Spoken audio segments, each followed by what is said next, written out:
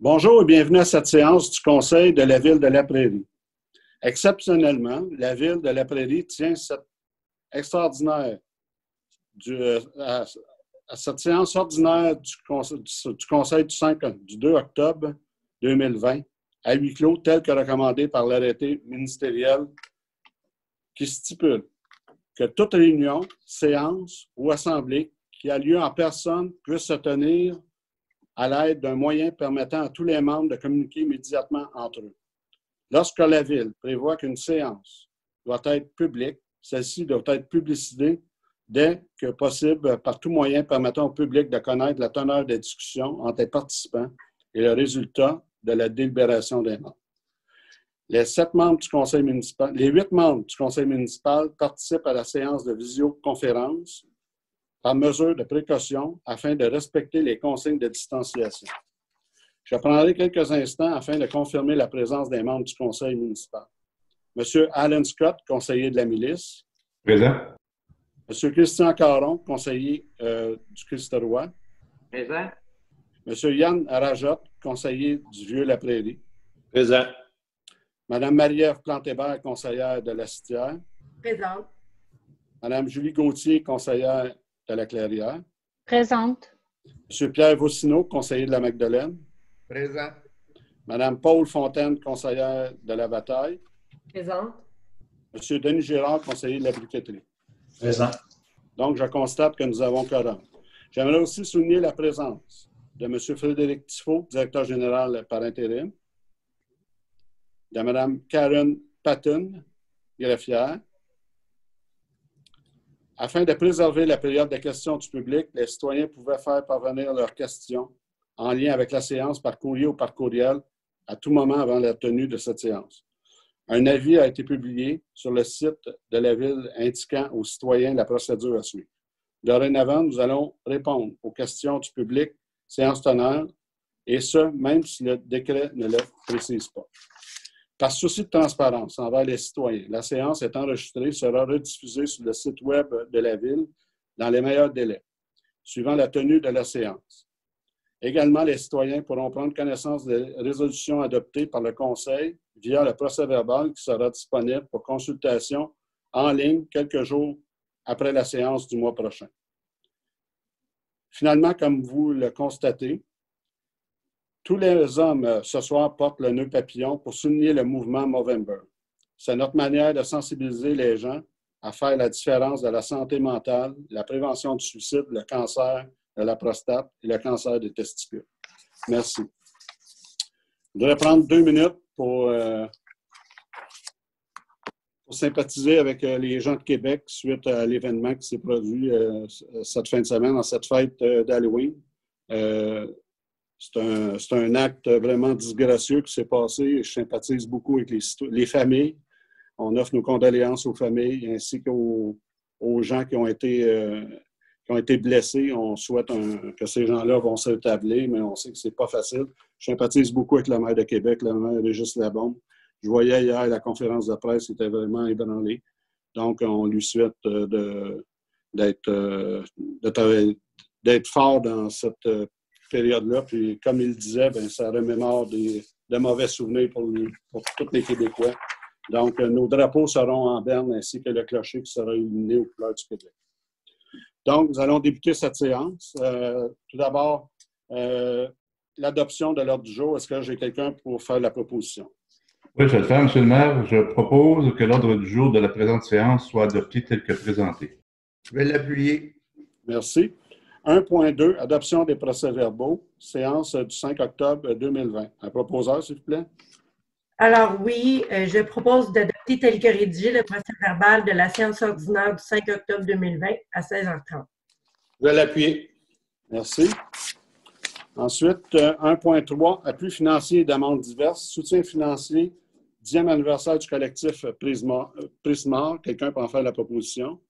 Oui, je vais le faire, M. le maire. Donc, attendu que la politique d'accréditation et de soutien des organismes et des particuliers reconnaît l'importance de souligner les anniversaires de fondation des organismes accrédités de la Ville, je propose d'octroyer une aide financière de 500 $ au collectif Prismar dans le cadre de ses 10 années d'existence.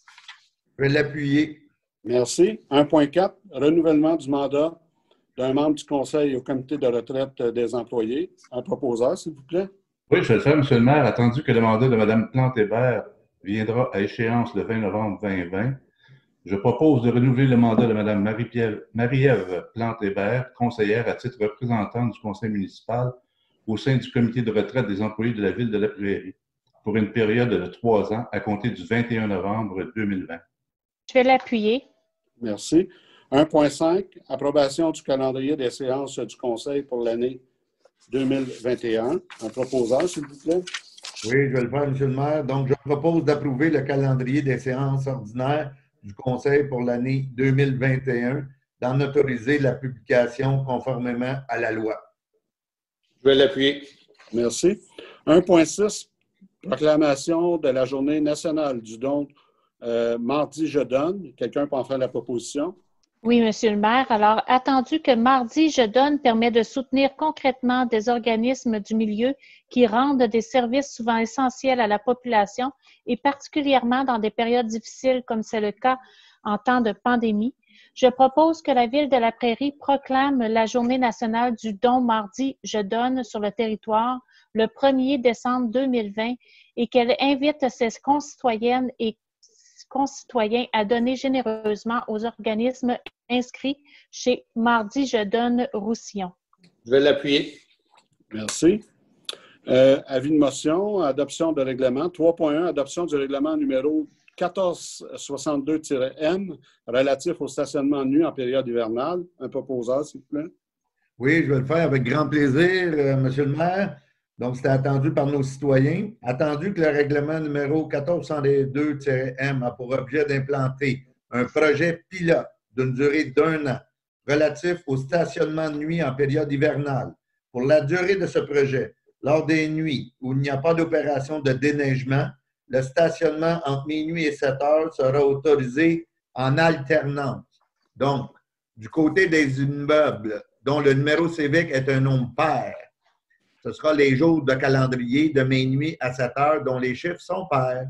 Et du côté des immeubles dont le numéro civique est un nombre impair, les jours de calendrier de minuit à 7 heures dont les chiffres sont impairs. Certaines voies publiques et parties de voies publiques sont exclues de ce projet pilote. Je propose d'adopter le règlement suivant, règlement numéro 1462-M, relatif au stationnement de nuit en période hivernale. Et je vais l'appuyer avec plaisir. Merci. Donc, comme quoi on est à l'écoute de notre population. 3.2, abandon des procédures relativement à l'adoption du règlement 1250-43, amendant le règlement de zonage numéro 1250 afin de modifier la grille des usages et des normes de la zone H323. Un proposeur, s'il vous plaît. Je vais le faire, M. le maire.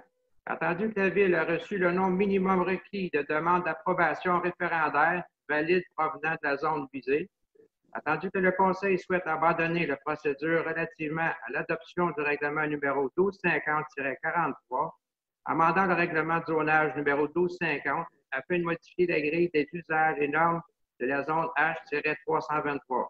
Alors, je propose d'abandonner les procédures relativement à l'adoption du règlement numéro 1250-43, amendant le règlement de zonage numéro 1250 afin de modifier la grille des usages et normes de la zone H-323. Je vais l'appuyer. Merci. 3.3, présentation et dépôt du projet de règlement numéro 1463-M décrétant l'imposition de divers tarifs relatifs aux biens et services offerts par la Ville de La Prairie. Proposeur, s'il vous plaît. Oui, Monsieur le maire. Alors, avant tout, ce projet de règlement a pour objet de fixer les tarifs pour les biens et services offerts par la Ville de La Prairie, le tout en conformité avec de la loi sur la fiscalité municipale. Une fois en vigueur, ce règlement remplacera le règlement numéro 1449-M, lequel avait été adopté en décembre 2019. Merci. 3.4, l'avis de motion 2020-22, règlement numéro 1463-M, décrétant l'imposition de divers tarifs relatifs aux biens et services offerts par la Ville de La Prairie. Quelqu'un peut en faire donner l'avis de motion? Oui, Monsieur le maire. Alors, je donne avis de motion qu'à une prochaine séance de ce conseil, il sera présenté un règlement numéro 1463-M décrétant l'imposition de divers tarifs relatifs aux biens et services offerts par la Ville de la Prairie. Merci. 4.1, octroi de contrat. 4.1, octroi d'un contrat pour les travaux de désamiantage et de décontamination fongique à la Maison Tout le Monde. Quelqu'un peut en faire la proposition? Je vais le faire, Monsieur le maire. Attendu que 11 soumissions ont été reçues et que les trois plus bas soumissionnaires sont les suivants. Vous avez Décontamination IGR Inc. pour une valeur de 444 953,25. Vous avez Aquazul Inc. pour un montant de 497 255,38. Vous avez les entreprises Géniam au numéro de 7558 589 Canada Inc. pour un montant de 516 410,21. Donc, je propose d'octroyer le contrat pour les travaux de désamiantage et de décontamination fongique à la Maison à Tout le Monde au plus bas soumissionnaire conforme, soit Décontamination IGR Inc., au prix forfaitaire soumissionné, soit de 444 953,25, taxes incluses. Je vais l'appuyer. Merci. 4.2, mandat à l'Union des municipalités du Québec pour l'achat de carburant en vrac. Un proposant, s'il vous plaît. Oui, Monsieur le maire. Alors, attendu que la Ville de la Prairie présente une demande d'adhésion en cours de contrat à l'Union des municipalités du Québec de joindre son regroupement d'achat et le contrat octroyé suite à l'appel d'offres public numéro CAR-2019 pour un achat regroupé de différents carburants en vrac, dont essence, diesel et mazout. Je propose que la Ville de la Prairie joigne le regroupement d'achat de l'UMQ pour la période du 3 novembre 2020 au 31 mars 2022 pour assurer son approvisionnement en diesel nécessaire aux activités de notre organisation municipale. Je vais l'appuyer. Merci. 6.1, approbation d'une liste de comptes et salaires. En proposant, s'il vous plaît. Oui, je vais le faire, Monsieur le maire. Je propose d'approuver les dépenses au montant de 1 265 597,23 pour les activités financières, de 635 569,10 pour les activités d'investissement et de 1 107 754,76 pour les salaires. Je vais l'appuyer. Merci. 6.2, dépôt des états semestriels en vertu de l'article 105.4 de la loi sur les cités et villes. Donc, que ces documents soient déposés aux archives de la municipalité. Maître Patton. Oui, ce sera déposé, Monsieur le Président.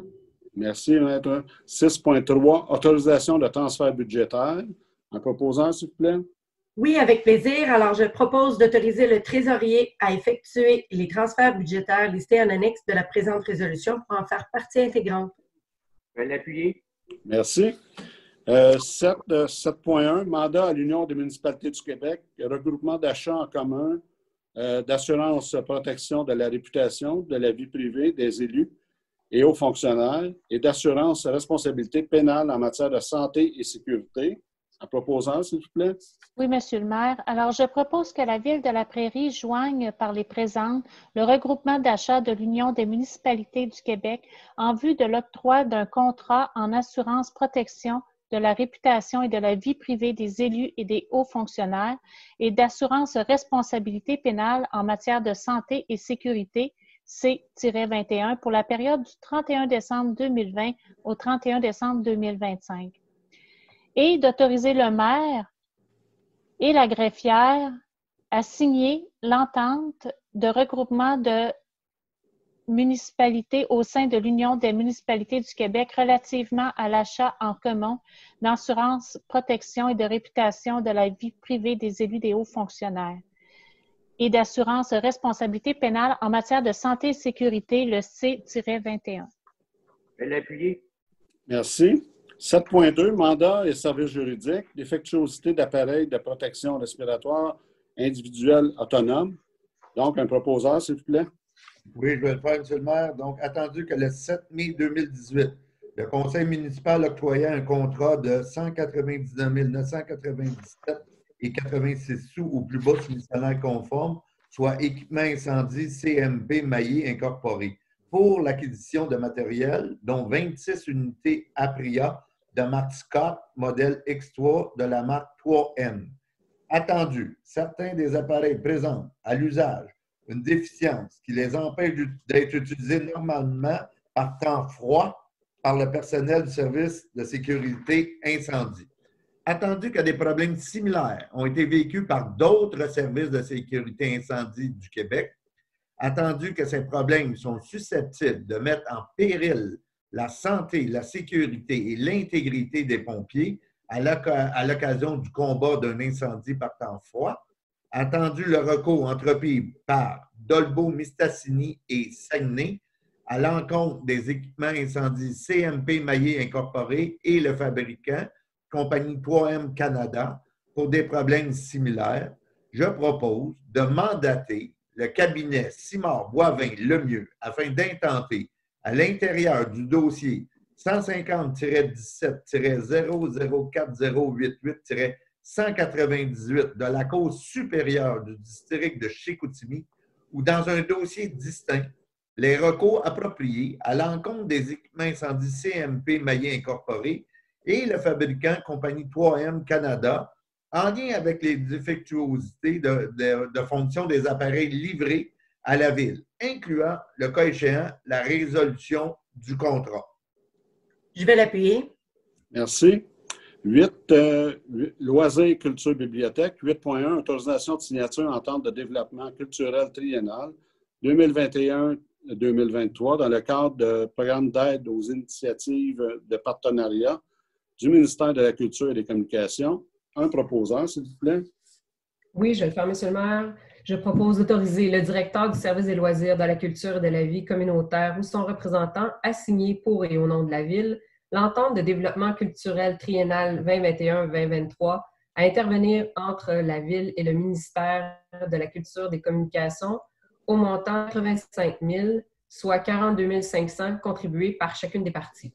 Je vais l'appuyer. Merci. 9.2, embauche d'un directeur général adjoint. Un proposant, s'il vous plaît. Oui, avec plaisir. Donc, je propose d'approuver l'organigramme de la Ville daté d'octobre 2020. Je vais l'appuyer. Merci. 9.2, embauche d'un directeur général adjoint. Oui, oui, je vais le proposer, M. le maire. Alors, je propose d'embaucher Mme Nathalie Leclerc à titre de directrice générale adjointe selon les conditions suivantes. La date prévue d'entrée en fonction est le 23 novembre 2020 et elle sera soumise à une période d'essai de 6 mois à compter de cette date. Je vais l'appuyer. Merci. 9.3, nomination d'un directeur du service des loisirs, de la culture et de la vie communautaire. Un proposant, s'il vous plaît. Oui, avec plaisir, M. le maire. Attendu que le poste de directeur du service des loisirs, de la culture et de la vie communautaire est vacant, suite au départ de M. Martin Lavoie le 7 août dernier, alors je propose de nommer Mme Caroline Varin à titre de directrice du service des loisirs, de la culture et de la vie communautaire selon les conditions suivantes. Date prévue d'entrée en fonction le 3 novembre 2020 et elle sera soumise à une période d'essai de 6 mois à compter de cette date. Je vais l'appuyer. Merci. 9.4, embauche au poste de directeur adjoint travaux publics et du service des travaux publics et du génie. Un proposant. Oui, je vais le faire, M. le maire. Je propose d'embaucher M. Marc-André Corbeil à titre de directeur adjoint travaux publics au service des travaux publics et du génie selon les conditions suivantes. Date prévue d'entrée en fonction le 16 novembre 2020. Il sera soumis à une période d'essai de 6 mois à compter de cette date. Je vais l'appuyer. 9.5, fin de la période d'essai et obtention de la permanence d'un ingénieur en génie civil et chargé de projet au service des travaux publics et du génie. Un proposeur, s'il vous plaît. Je vais le faire, M. le maire. Attendu que M. Desroches était soumis à une période d'essai de 90 jours ouvrables se terminant ouvert le 23 octobre 2020. Attendu la recommandation favorable de la directrice du service des ressources humaines, je propose donc d'accorder à M. Vincent Desroches le statut d'employé permanent au poste d'ingénieur en génie civil et chargé de projet au service des travaux publics et du génie. Je vais l'appuyer. Merci. 9.6, fin de la période d'essai et obtention de la permanence d'une agente administrative au service administratif et financier en proposant. Oui, Monsieur le maire. Alors, attendu que Mme Babillon était soumise à une période d'essai de 90 jours ouvrables, se terminant le ou vers le 8 octobre 2020, attendu les recommandations favorables du directeur des services administratifs et financiers, je propose d'accorder à Mme Aurélie Babillon le statut d'employée permanente au poste d'agente administrative au service administratif et financier. Quelqu'un peut appuyer? Merci. 9.7, démission au poste de coordonnateur aux activités de loisirs et au service des loisirs, de la culture et de la vie communautaire. Un proposeur, s'il vous plaît? Oui, avec plaisir. Alors, je propose d'accepter la démission de M. Frédéric Pépin au poste de coordonnateur aux activités de loisirs au service des loisirs, de la culture et de la vie communautaire, sa dernière journée de travail à ce titre étant le 16 octobre 2020, et de remercier M. Pépin pour les services rendus à la Ville. Je vais l'appuyer. Merci. 9.8, modification de la résolution 2020-09-297, nomination d'un directeur général adjoint. Proposeur, s'il vous plaît. Oui, je vais le faire. Donc, je propose de modifier la résolution numéro 2020-09-297 intitulée « Nomination d'un directeur général adjoint » afin d'ajouter la conclusion suivante. Que M. Tifo assure l'intérim au poste de directeur général jusqu'à la nomination d'un nouveau directeur général. Je vais l'appuyer. Merci. 10, sécurité incendie et sécurité civile. 10.1, contrat de location et de soutien au logiciel radar incendie. Un proposeur, s'il vous plaît. Oui, M. le maire. Attendu que le service de sécurité d'incendie de la Ville de Lapéry utilise le logiciel radar incendie, la compagnie logicielle Radar Incorporée depuis 2004. Attendu que le contrat actuel de location de soutien avec le logiciel Radar Incorporé se termine le 31 décembre 2020. Alors, je propose d'autoriser le directeur du service de sécurité d'incendie à signer, pour et au nom de la Ville, un contrat avec la compagnie logicielle Radar Incorporée pour la location de logiciel Radar Incendie, ainsi que Radar Téléversion Incendie et les divers services de soutien ou d'entretien s'y rapportant. Ce contrat est de durée de 5 ans, soit le 1er janvier 2021 au 31 décembre 2025. Je vais l'appuyer. Merci. 11, travaux publics et génie. 11.1, demande du club de motoneige du Centre de la Montérégie incorporée relative à la conformité des traverses de la route municipale pour sentier de motoneige pour la saison hivernale 2020-2021 qui sera fort achalandée sûrement cette année avec la COVID. On dit que les ventes sont pas leur plein. Donc, allez-y.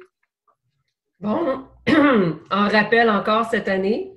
Ça me fait plaisir d'autoriser le club de motoneige du Centre de la Montérégie incorporé à aménager les traverses de route suivantes.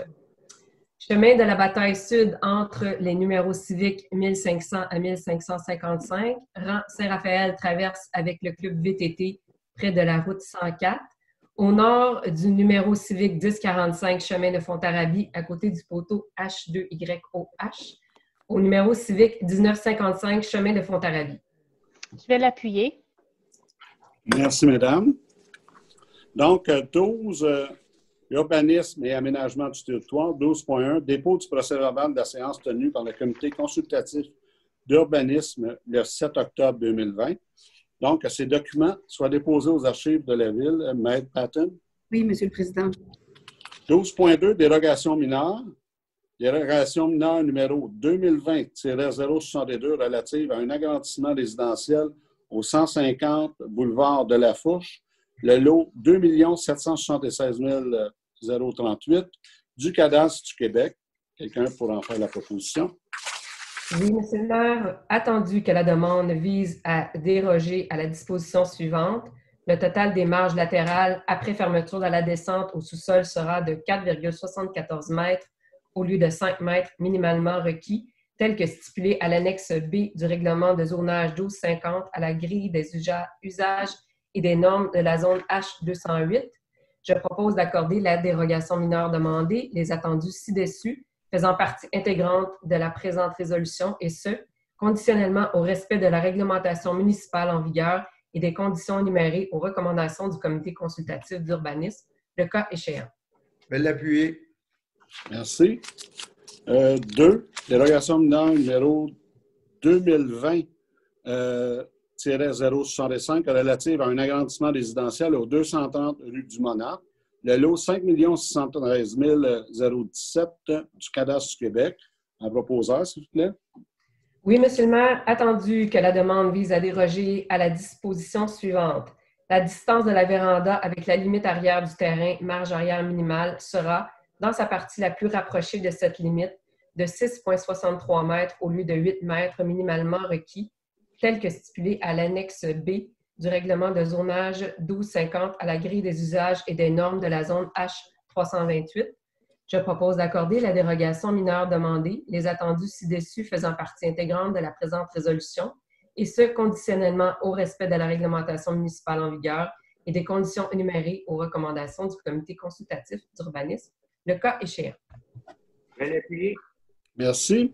3, dérogation mineure numéro 2020-074 relative à un aménagement de terrain pour les immeubles situés au 995 chemin de Saint-Jean, le lot 2 264 023 et le 2 264 024 du cadastre du Québec. Un proposeur, s'il vous plaît.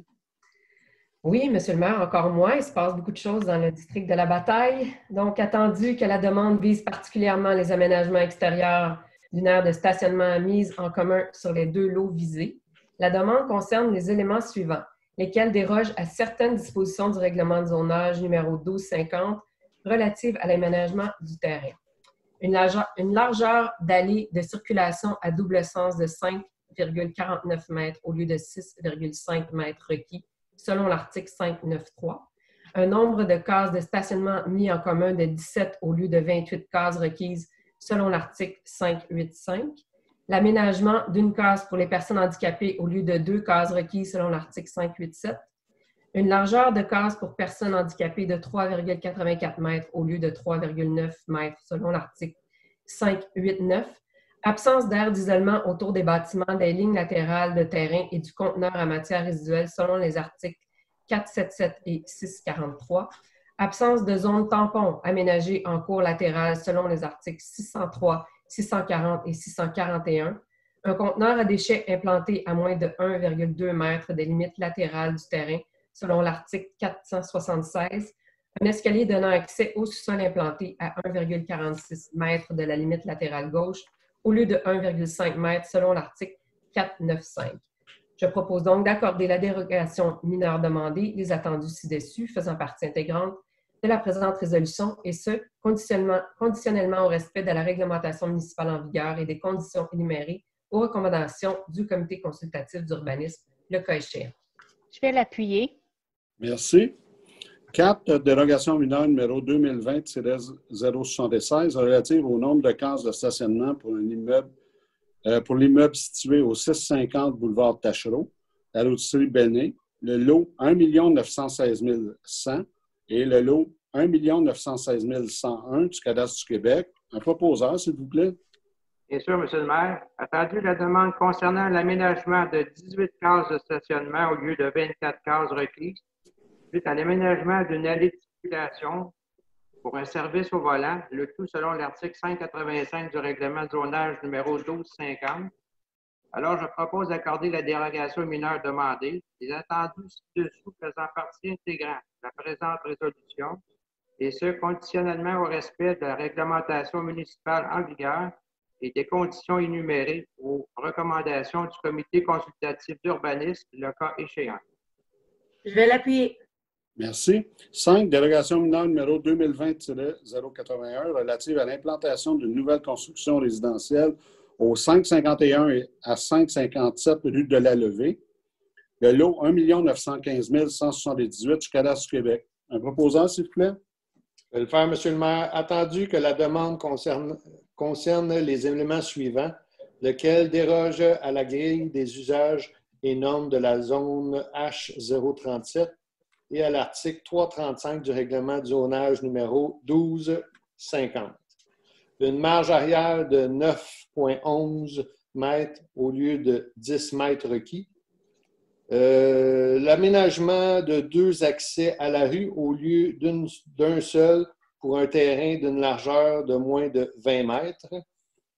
Alors, je propose d'accorder la dérogation mineure demandée, les attendus ci-dessus, faisant partie intégrante de la présente résolution, et ce, conditionnellement au respect de la réglementation municipale en vigueur et des conditions énumérées aux recommandations du comité consultatif d'urbanisme, le cas échéant. Je vais l'appuyer. Merci. 12.3, PIA. Approbation, demande de PIA, comité consultatif d'urbanisme, séance du 7 octobre 2020. Un proposeur, s'il vous plaît.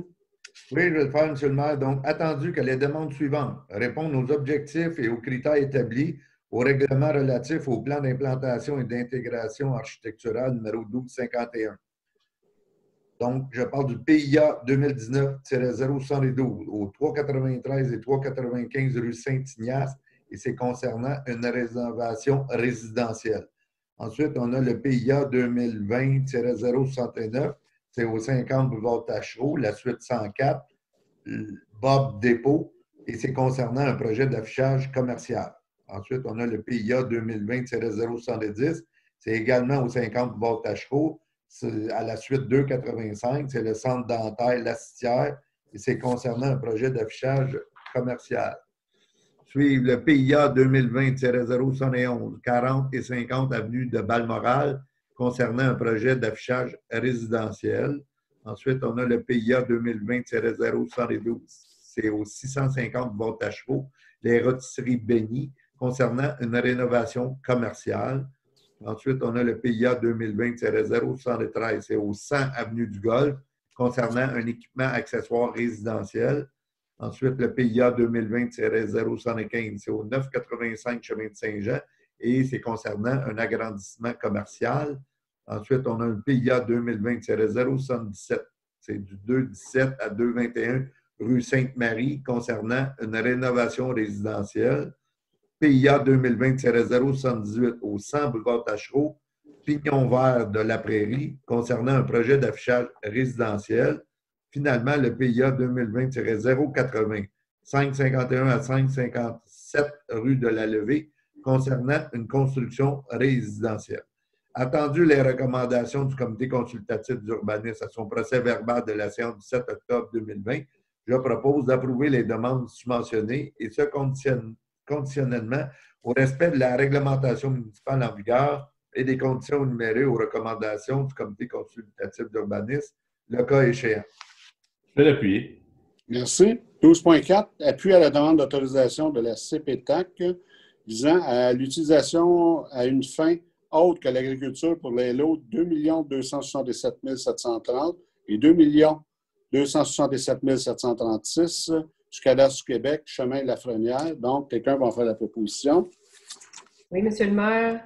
Attendu que M. Maurice Blais s'adresse à la Commission de protection du territoire agricole afin d'obtenir l'autorisation d'implanter une résidence sur sa propriété située en bordure du chemin Lafrenière à la Prairie, attendu que ce projet s'inscrit dans le cadre de l'exploitation et de l'expansion de la ferme équestre déjà en place, attendu que le chemin Lafrenière est une rue ouverte à la circulation et les îlots sont compris à l'intérieur de la zone A805 en vertu du règlement de zonage numéro 1250 où l'usage H-1, habitation unifamiliale isolée, est autorisé, attendu qu'une habitation pour une personne physique dont la principale occupation est l'agriculture selon les normes de l'article 40 de la Loi sur la protection du territoire agricole et des activités agricoles LRQ CP-41-1, selon l'article 1137 du règlement de zonage numéro 1250, est également autorisé.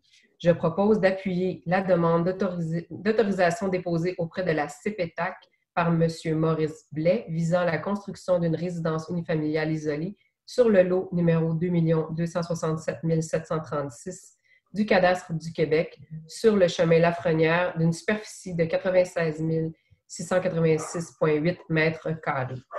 Je vais l'appuyer. Merci. 13, Varia, nous n'avons pas de Varia. Période d'intervention des membres du Conseil. Est-ce qu'il y a des membres qui veulent s'exprimer?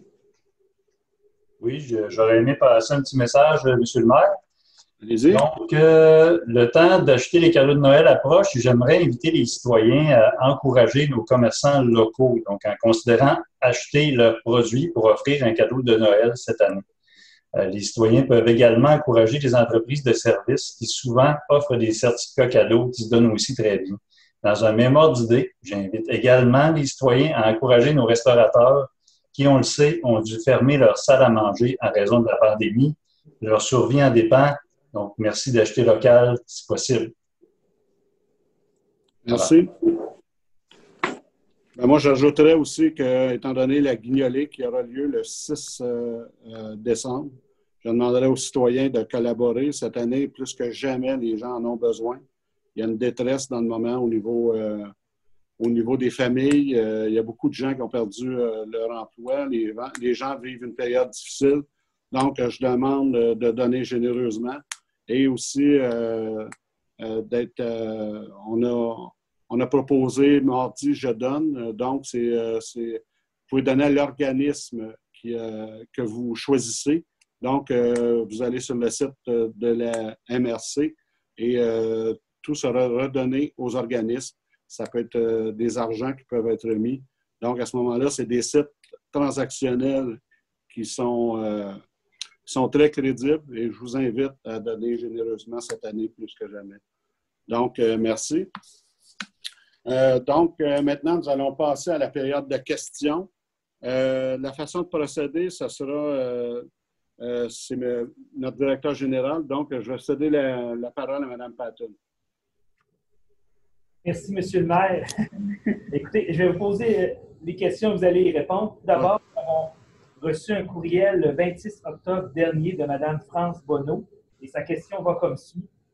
J'aimerais savoir comment les citoyens ont été ou seront consultés sur le projet d'avenir de la carrière de la briqueterie. Une démarche de consultation publique a débuté afin de permettre aux citoyens d'exprimer leur point de vue, de faire part de leurs préoccupations. Déjà, 2 séances ont eu lieu le 28 janvier et le 17 juin, et une autre est prévue prochainement. Donc, je vous invite à surveiller nos publications au niveau de toutes les communications de la Ville. Vous allez pouvoir les voir sur nos tableaux d'affichage. Il y aura des envois qui vont être envoyés aux riverains. Et aussi, il devrait y avoir des publications pour vous tenir au courant de la prochaine consultation face aux citoyens. Prochaine question. Elle a également été soumise par courriel le 26 octobre 2020. Elle vient de Catherine Campello. Et la question va comme suit. Je voudrais savoir si la Ville de La Prairie est engagée dans un projet de ville intelligente. Sinon, avez-vous l'intérêt ou des plans pour développer un projet comme ça? Oui, nous avons déjà un conseil de ville sans papier depuis plusieurs années. Nous sommes en train d'implanter une application mobile qui devrait être disponible en début 2021. Cette plateforme sera le premier pas vers une ville intelligente. Donc, ça va permettre aux gens de faire des consultations publiques, ça va permettre aux gens d'être plus informés. Et étant donné la COVID, ça devait être fait pour l'automne et c'est retardé début 2021. Parfait. Prochaine question. Je vais lire, j'ai 2 questions reçues de 2 citoyens, plus un commentaire qui vont dans le même sujet. Donc, si vous me permettez, je vais lire les 2 questions et par la suite, vous pourrez répondre, M. le maire. Alors, tout d'abord, une question qu'on a reçue le 29 octobre 2020 de Mme Geneviève Gagnon. Est-ce que la Ville envisage de prendre des mesures pour régler les problèmes de vitesse automobile accrus sur la rue La Tadoussac? On a également M. Jean-Philippe Larose qui a posé la question suivante. Serait-il possible de faire installer 1 ou 2 dos d'âne sur la rue de la Tadoussac pour décourager les gens d'utiliser cette rue comme une rue de transit et ralentir la circulation? Il y a Mme Béatrice Judelin qui a également porté un commentaire sans toutefois porter de questions. Tout d'abord, pour répondre à la première question, le 24 janvier 2018, la vitesse sur la rue de la Tadoussac a été analysée par les membres du comité de circulation qui avaient conclu. Suite à l'installation d'analyseurs de trafic, il n'existait pas de problématique de vitesse à cet endroit. La vitesse moyenne y était de 26 km/h. Toutefois, dans le but d'améliorer la sécurité sur cette artère, une signalisation priorité aux piétons avait été installé à la traverse piétonne et un panneau d'arrêt avait été installé à la sortie du parc à l'attention des cyclistes qui le quittent. Ce point est déjà à l'ordre du jour de la prochaine séance du comité de circulation qui aura lieu le 11 novembre 2020. La Ville a demandé une surveillance policière. Donc, on attend le rapport suite à la surveillance policière qui nous sera rendu en novembre. La deuxième question, les mesures de modération de la circulation seront analysées par les membres du comité de circulation à la séance du comité de circulation du 11 novembre prochain. Nous procéderons à un suivi des recommandations du comité de circulation auprès des citoyens une fois qu'elles auront été approuvées par le conseil municipal, soit vers le 14 décembre. Donc, c'est pour répondre à ces questions. Donc, est-ce que j'ai un proposeur pour la levée de la séance? Oui, excusez-moi, M. le maire, si vous me permettez.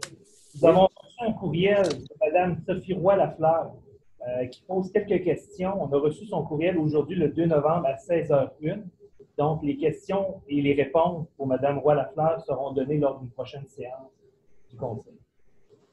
C'est bien.